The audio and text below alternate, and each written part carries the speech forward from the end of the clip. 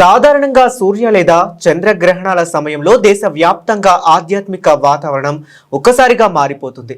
సూతక కాలం ప్రారంభం కాగానే కాశీ, రామేశ్వరం, తిరుమల వంటి ప్రముఖ పుణ్యక్షేత్రాలతో సహా దాదాపు అన్ని ఆలయాల తలుపులు మూసివేస్తారు. కానీ వీటన్నిటికీ భిన్నంగా ఆంధ్రప్రదేశ్లోని శ్రీకాళహస్తి ఆలయం మాత్రం గ్రహణ సమయంలోనూ భక్తుల కోసం తెరిచే ఉంటుంది. గ్రహణ కాలంలో ఈ ఆలయాన్ని ఎందుకు మూసివేయరు? దీని వెనుక ఉన్న ఆధ్యాత్మిక మర్మమేమిటో ఇప్పుడు చూద్దాం. గ్రహాధిపతి ఆధీనంలో రాహుకేతువులు. శాస్త్రాల ప్రకారం గ్రహణాలకు ప్రధాన కారకులు రాహువు, కేతువులు. శ్రీకాళహస్తి క్షేత్రం ప్రపంచవ్యాప్తంగా అత్యంత శక్తివంతమైన రాహుకేతు క్షేత్రంగా ప్రసిద్ధి చెందింది.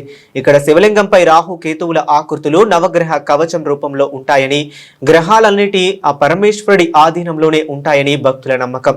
విశేషం ఏంటంటే ఇక్కడ జ్ఞాన ప్రసూనాంబ అమ్మవారికి కేతువు వడ్డానంగా ఉంటాడు. ఈ కారణంగానే ఇతర చోట్ల గ్రహణ ప్రభావం ప్రతికూలంగా ఉన్నప్పటికీ ఈ క్షేత్రంలో ఆ శక్తులు తటస్థీకరించబడతాయి. ఇతర ఆలయాల్లో గ్రహణ కిరణాలు విగ్రహాలపై పడకూడదని తలుపులు మూసివేస్తే, శ్రీకాళహస్తిలో స్వామివారే గ్రహాధిపతి కావడంతో ఇక్కడ ఎలాంటి దోషం అంటదన్న కారణం చేత ముక్కంటి సన్నిధి ఆలయ మహాద్వారాలు తెరిచి మరీ భక్తులకు దర్శనమిస్తారు వాయులింగేశ్వరుడు.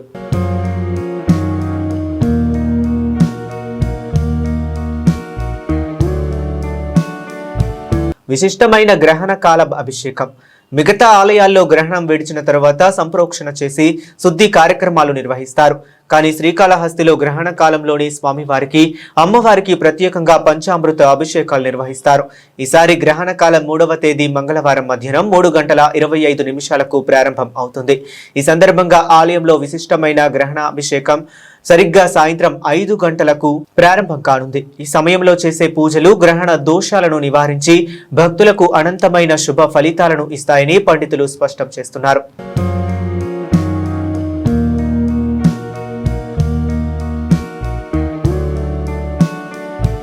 రాహు కేతు శాంతి పూజల ప్రత్యేకత. శ్రీకాళహస్తి క్షేత్రం అనగానే అందరికీ గుర్తొచ్చేది రాహుకేతు శాంతి పూజలు.